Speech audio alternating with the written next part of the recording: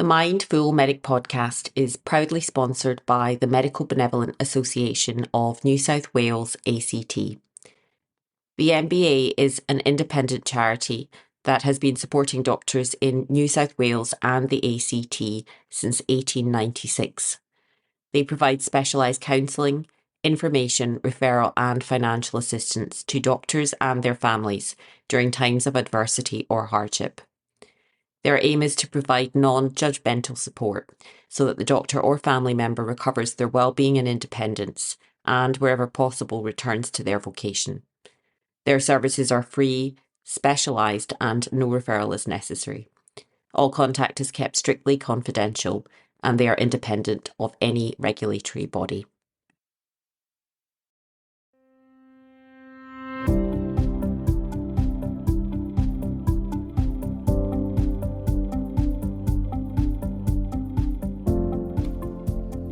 Hello and a very warm welcome back to the Mindful Medic podcast. I'm your host, Cheryl Martin.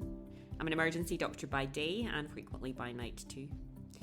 And in this podcast, we explore key areas not only of modern medicine, but take in a broader, all-encompassing view of what it means to have good health, well-being, and to perform at our best.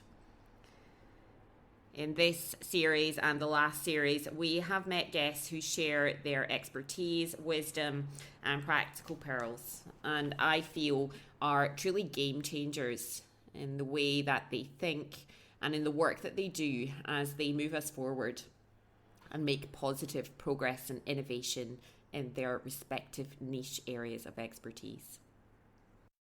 As many of you know, I'm an emergency doctor. We're sometimes referred to as the jack of all trades in medicine.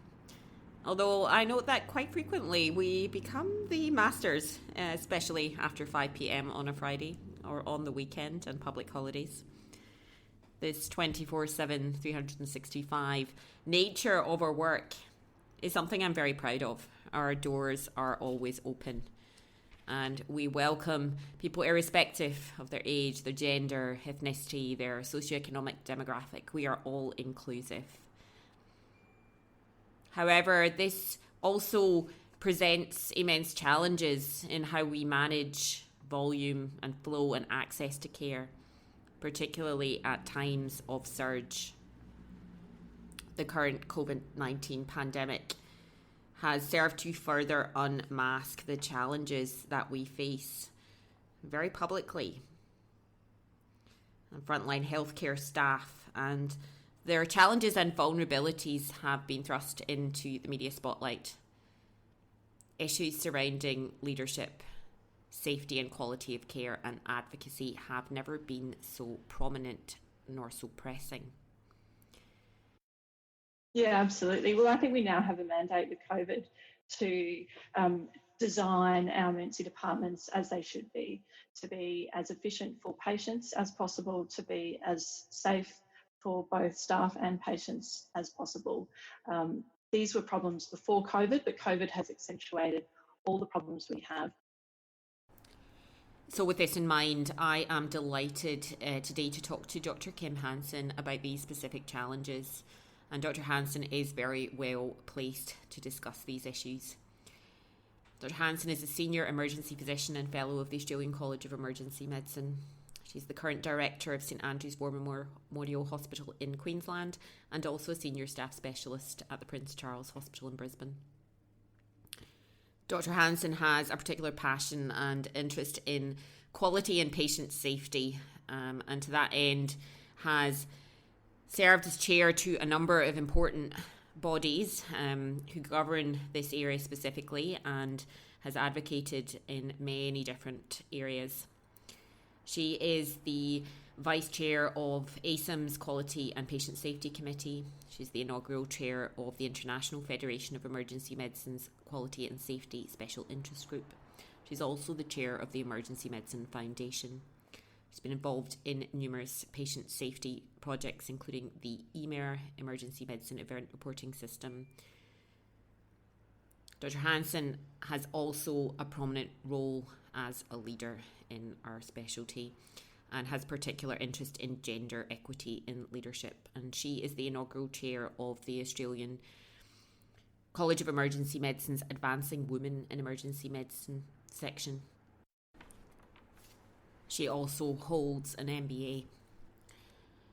Throughout her career to date, she has worked in numerous diverse emergency care settings, spanning public, private, major trauma, Indigenous, regional, urban district, pre-hospital and international settings.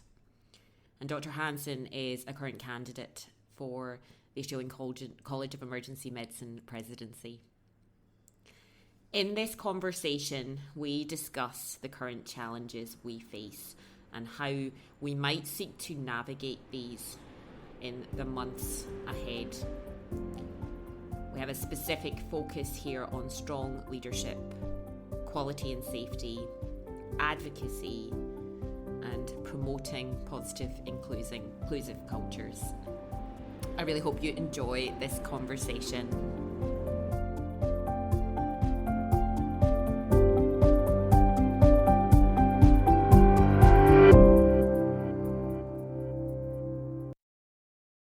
Thank you again for making time this morning to join us.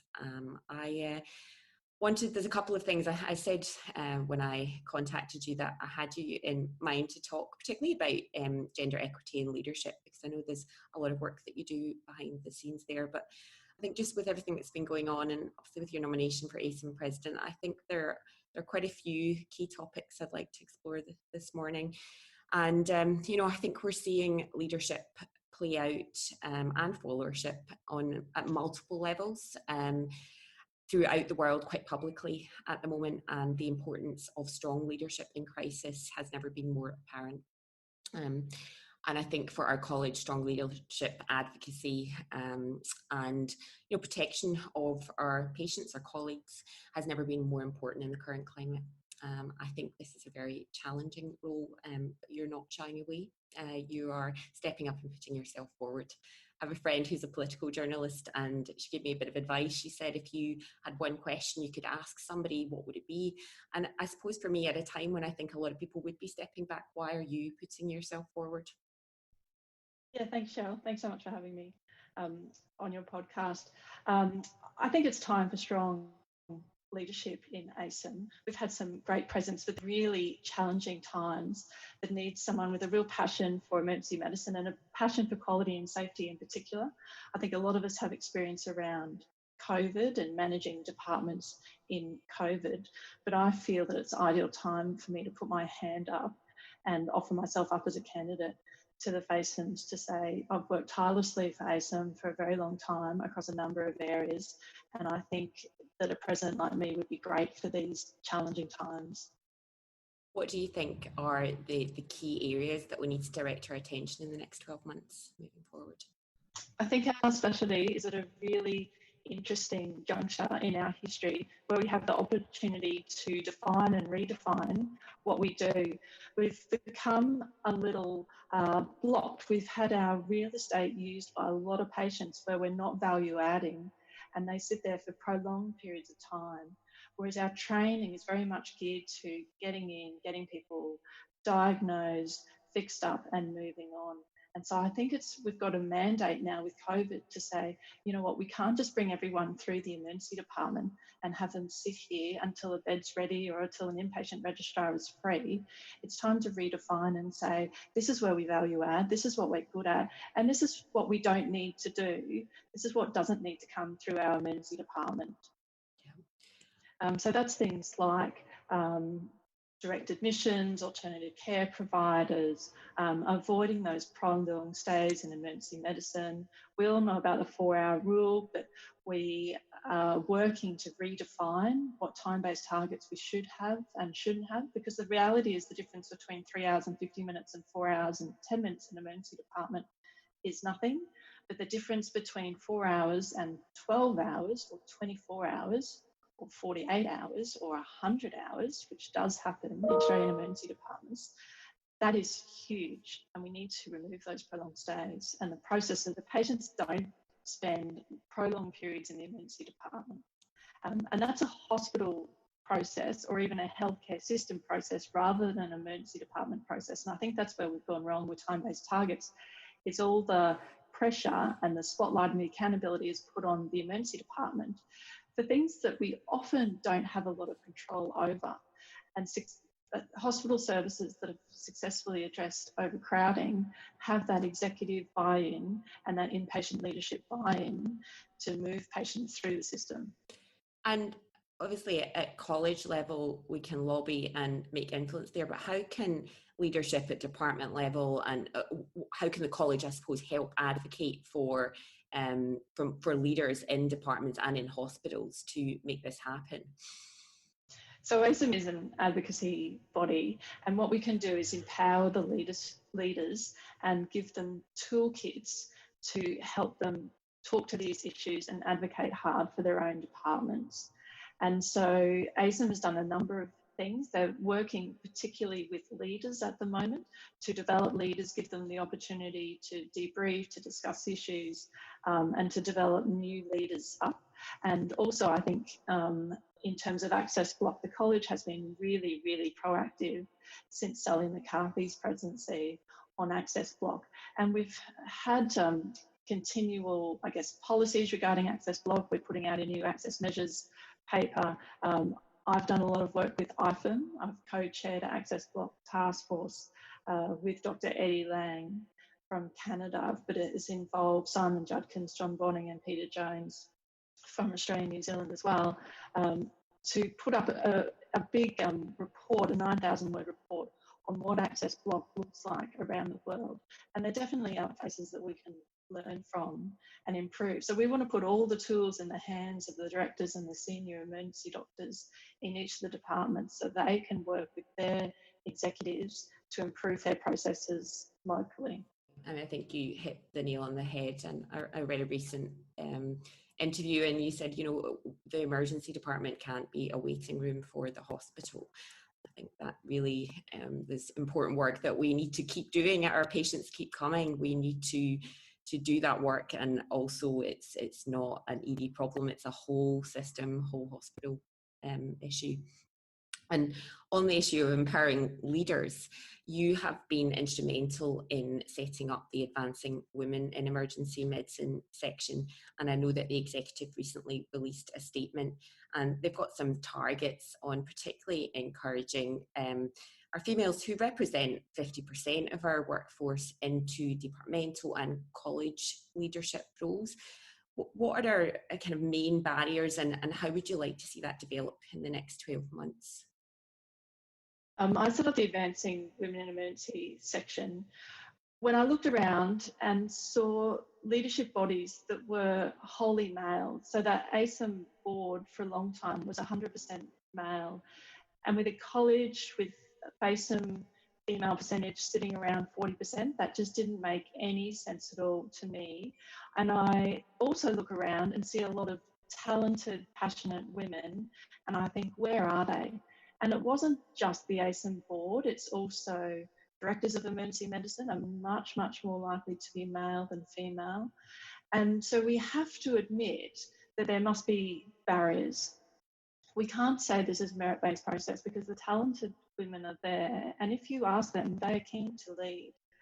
But the reality is it is different in our world, being male versus female. We'd like to think that it's not, but history has shown that it is, and it currently is as well. Now, it's definitely improved a long way compared with the generation before or the generation before that. But I think for a lot of us at my stage of life, we were brought up knowing that we were equal, given the same education, knew that we could do anything that boys could do. And yet we look around now, halfway through our careers, say, and think, well, hang on, I was always told that I could do whatever I wanted. I was always told I was equal. And yet, where are all the women? And so as soon as the idea was put out there, should we create a section, we had a massive positive response. Within a couple of days, 200 odd names of people saying, yes, we need this. So what we've done with OR is a couple of different things. So we've set up networking events. So at each conference since then, there's been a women's networking event. And I'm very proud to say a lot of men have attended as well. And that's an opportunity for us to gather and to really focus and discuss on this issue. Also at the conferences, we've had a women's session, for want of a better word, where we really focus on the issues and the barriers and what is happening out there. And it might be things like just showing a positive, empowering female leader and what they went through and how they got there. It might be talking about issues such as gender pay gap. We've discussed issues such as domestic violence, childcare, inequality at home, bullying, a range of different issues that just keep popping up, which do seem to block women from achieving what they are able to in our society currently. Fantastic. I wanted to move on. You've already mentioned your passion and your extensive investment in quality and safety. I remember at one of the ASMs, it was quite several years ago now, listening to Pat Crossgray, and I think I mentioned this last night, he described the emergency department as a laboratory of errors, and I have never forgotten that, because it just really seemed to epitomise the kind of organised chaos that we find ourselves in. And I also think that this is an area of a highest importance. You've got extensive experience in the area, and I think safety of our staff and of our patients in the wake particularly of the pandemic is a current key focus. We need clear information, robust evidence and transparency, particularly the areas of personal protective equipment, the design of our departments, and our most valuable resource, our staffing, have really been very publicly out there at the moment, and we probably need to rewrite the script in many of these areas. How do you think we can best navigate these challenges? And they are real challenges at this time. Yeah, absolutely. Well, I think we now have a mandate with COVID to design our emergency departments as they should be, to be as efficient for patients as possible, to be as safe for both staff and patients as possible. These were problems before COVID, but COVID has accentuated all the problems we have. The reality is we cannot physically distance in an overcrowded department.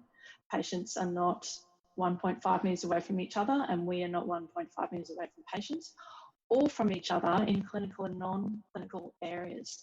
I've always been passionate about patient safety and quality improvement. I was fortunate enough to join the ACEM Quality Management Committee early on in my career, and with people like Carmel Crock, Sally McCarthy, Tony Joseph, Jeff Williamson, Steve Priestley, been able to achieve a lot through that committee and really raise up patient safety as a key issue for FACEMs to address. And rather than it being just a negative about audits or wristbands or things like that, a carrot not a stick, essentially. So what we need to do now is really look at how we operate on a day-to-day basis. And I've written a couple of pieces that your audience might be interested in. So the ACEM COVID guidelines are an excellent resource. They are updated regularly, weekly at times, by a large authoring group led by Dr. Peter Cameron. And one piece I wrote was The New Normal, Living with COVID, which really describes what our emergency departments need to look like in these times. Another piece that's really important for staff safety is the workforce and wellbeing section, which I've written with Maya Cubitt and Rob Mitchell, which just describes how we keep our staff safe. Because what we know so far is that the PPE guidelines haven't always kept up with what we need. You can see by the number of healthcare worker infections that we are putting ourselves at risk, and we really need our health departments to provide us with a safe workplace and to have PPE that is best practice. It seemed, I think, at the start of the pandemic, due to stock shortages, no doubt, that there was quite a conservative approach. And certainly in Queensland, we were quite concerned to be seeing most patients without mask, gown or gloves if they'd had pre-screening, even though many of those patients were unable to give us a history at all because they have dementia, they have severe mental health problems, they were really sick, or they're using drugs and alcohol. And that was quite a scary situation. But now we find ourselves in different times when there is a decent stockpile of PPE, but we still don't really have the evidence to know what is gold standard, what is going to protect our staff. And the fact that there are healthcare workers in hospital with this from workplace scenarios, we know that we're not quite there yet. And the college really, really needs to lead on this, to be a voice advocating hard to keep everyone safe. Because as soon as you have healthcare workers that are sick, that might just be a tiny number, but you have a massive number of contacts around them that can't go to work. And then you have a lot of fear as well. And so without the workforce, our emergency departments really can't function the way they're designed. And unfortunately, a couple of hospitals in Melbourne have had a pretty bad experience. And we really, really hope that they get back up and running and are able to keep everybody safe from now on. I listened to was on the Emergency Medicine Foundation website, which I know that you're chair, and you put out a recent video excerpt asking for input. Can you tell me a bit about the work there and what role it might play currently? Yeah, sure. So I'm chair of the board of the Emergency Medicine Foundation, which is an organisation which funds clinician-led research in emergency medicine. We've been established for 13 years now and have been involved in a whole lot of different studies. But what we were able to do from when the pandemic hit was to rapidly pivot to fund COVID-related research. So we set up an additional grant round and appealed to researchers to say, give us your ideas and we will fund it. And we made it a very streamlined process. Normally it is very rigorous and time consuming for the researchers, but we're aware that no emergency clinicians had a lot of free time in early April. So we streamlined that process and had some amazing applications and were able to fund 5 of them. So they're already up and running. And we're really excited to see what that brings in. We're able to work with some of the top researchers around the country. And I think, you know, work like this is really what's going to move us forward in terms of keeping staff and patients safe. And again, I think I've talked about this in one of the other episodes, just how we can cut a bit of the red tape and, as you say, streamline processes in crisis has been so impressive. And I really, you know, I hope that we will keep some of these things moving forward when we need to make things happen. You're a powerful advocate for our community, and I remember actually last year when Queensland Health hit the media, you were very heavily and at the forefront of those conversations that need to be had. And I think at the moment I'm seeing more of us being very vocal publicly and on political platforms, and I think we feel this is our lane, and we advocate on a day-to-day basis for our patients, for our colleagues. How important do you think our role is here?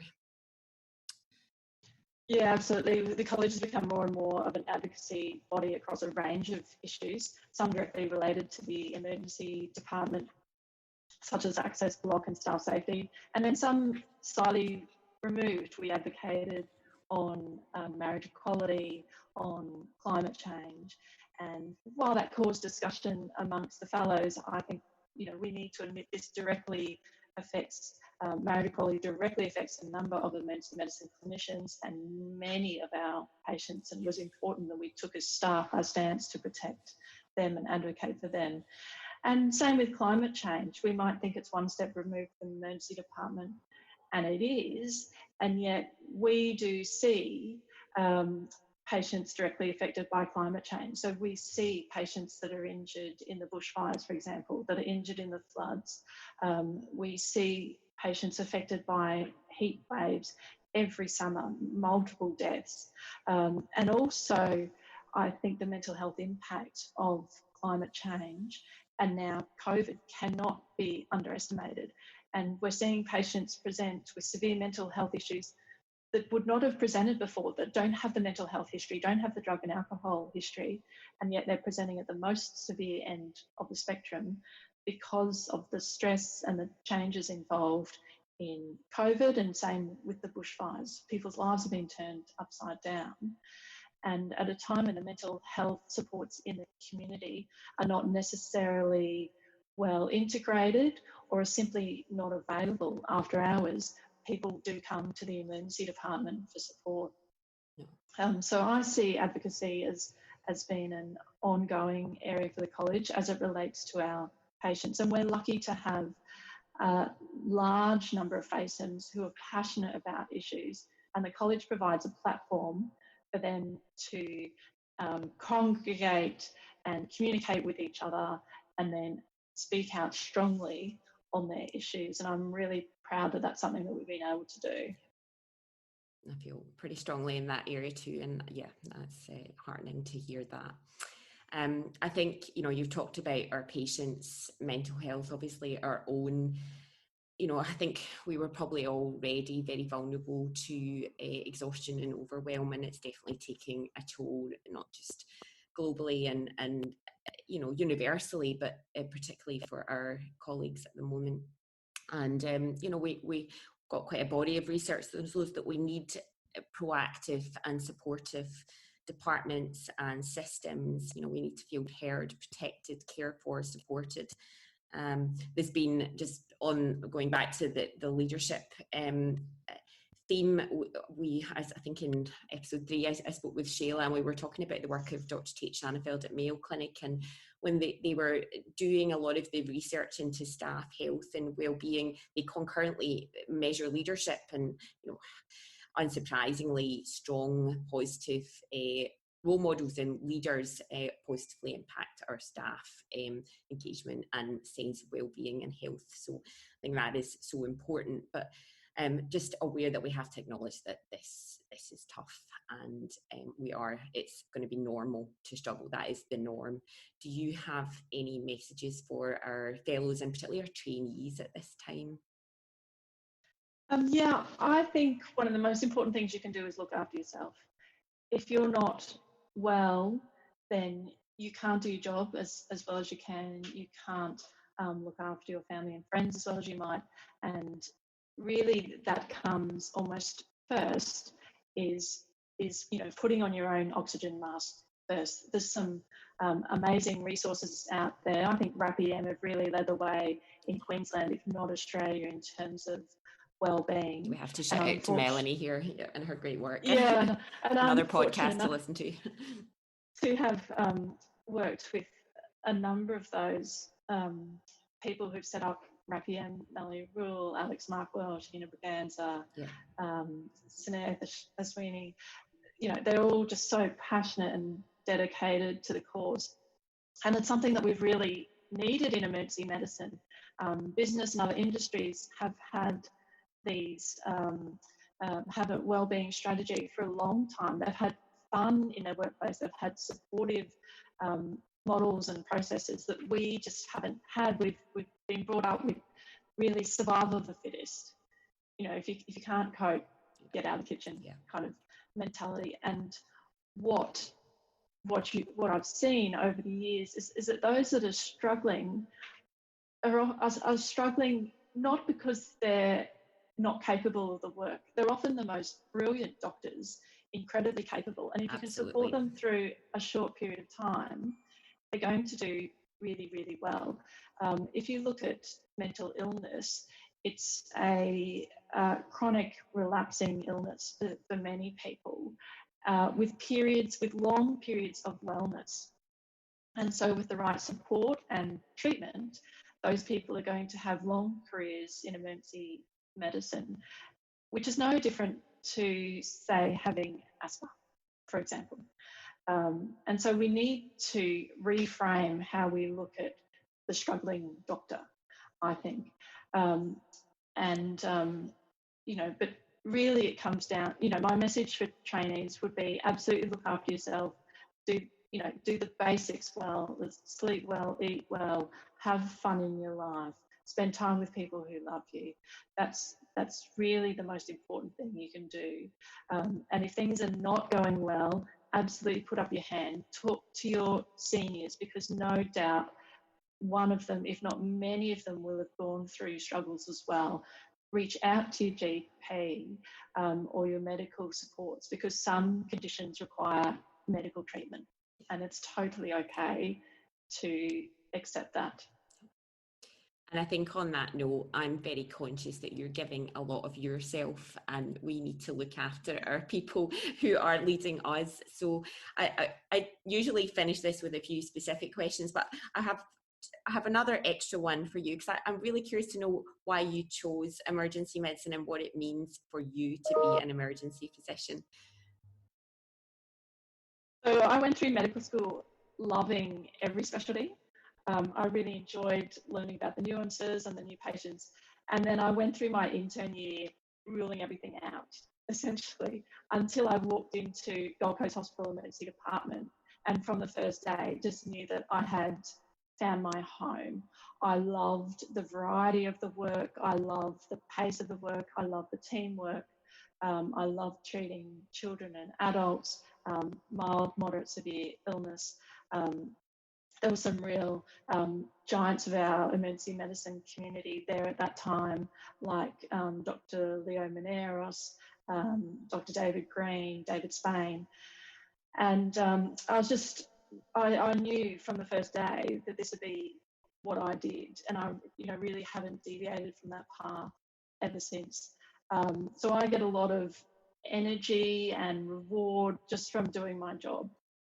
Every day I miss it if I have a long holiday, and I'm really glad to be part of the Australasian emergency medicine community. I think we're very lucky to have you.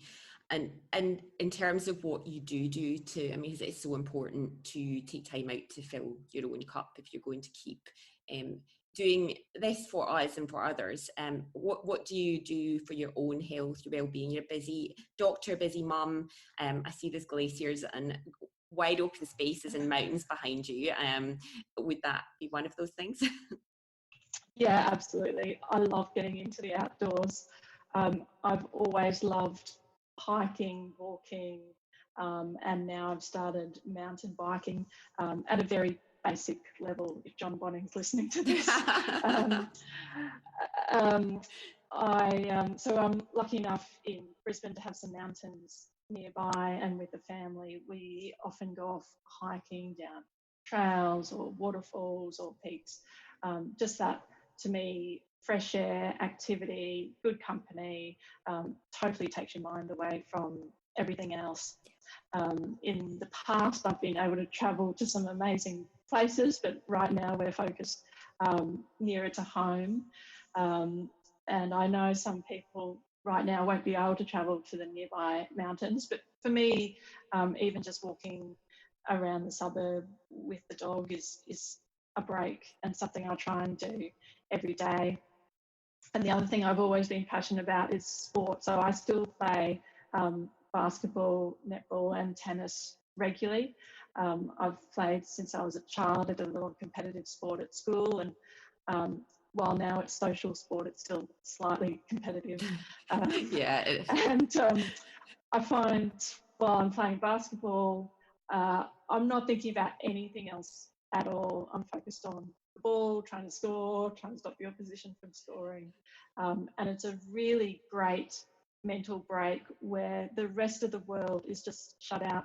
The computer's away, the phone's away. There is nothing else in the world for that hour than playing that sport, and I absolutely love it. Just reminded me, my dad's nearly 70 and he's playing social soccer still on a weekend, and it is very competitive. It's fierce. Thank you very much for your time. I hope you enjoyed this conversation. For my colleagues, I will put links to some of the references we discussed here in the show notes. I really feel it's a great privilege to do the work that we do and to bear witness to the full spectrum of the human experience. I don't think we can underestimate our role as advocates for patient and staff safety and to continue to raise the standards of emergency care. For my colleagues who are working tirelessly right now, thank you. You are so valuable. You are our most precious asset, and we need you well and safe to continue to do your great work for patients. I was sent a clip today from a colleague overseas. So many trainees and many junior doctors are perhaps rotating to emergency departments for the first time this week or taking up training posts.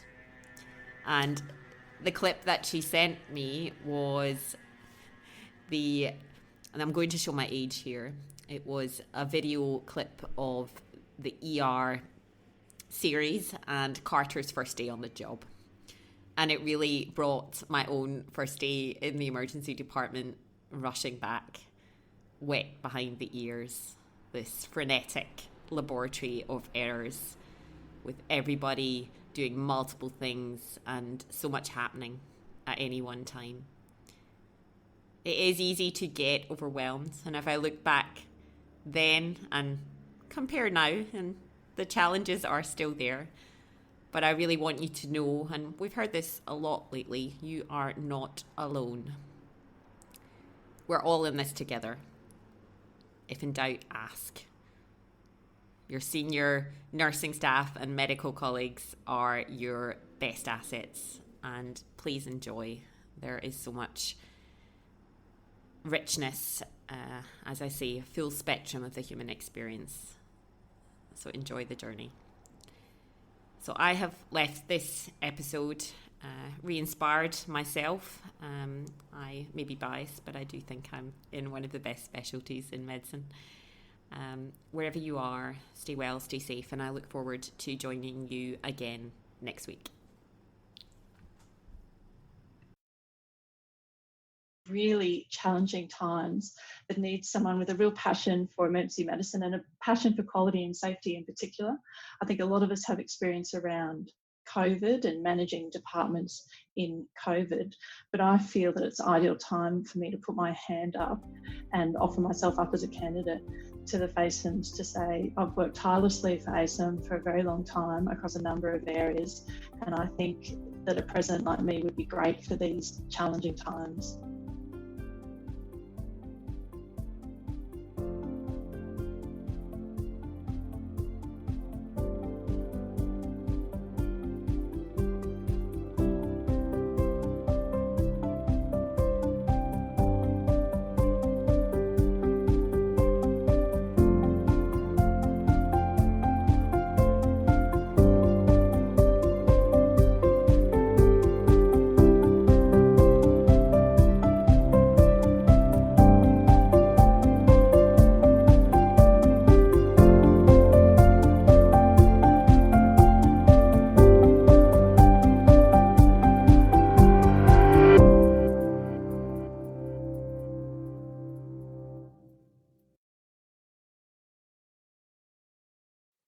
The MBA New South Wales ACT does wonderful work for those of our colleagues who are, at this very minute, experiencing a hard time. One way you can show you care about doctors' welfare is to go to their website, www.mbansw.org.au, and donate today. Knowing that their colleagues' care is a big part of these doctors' recovery, so please be part of the solution. All donations are tax deductible. If you can, please consider a monthly donation, as even small amounts collectively will allow them to plan their growth to support the increased demand.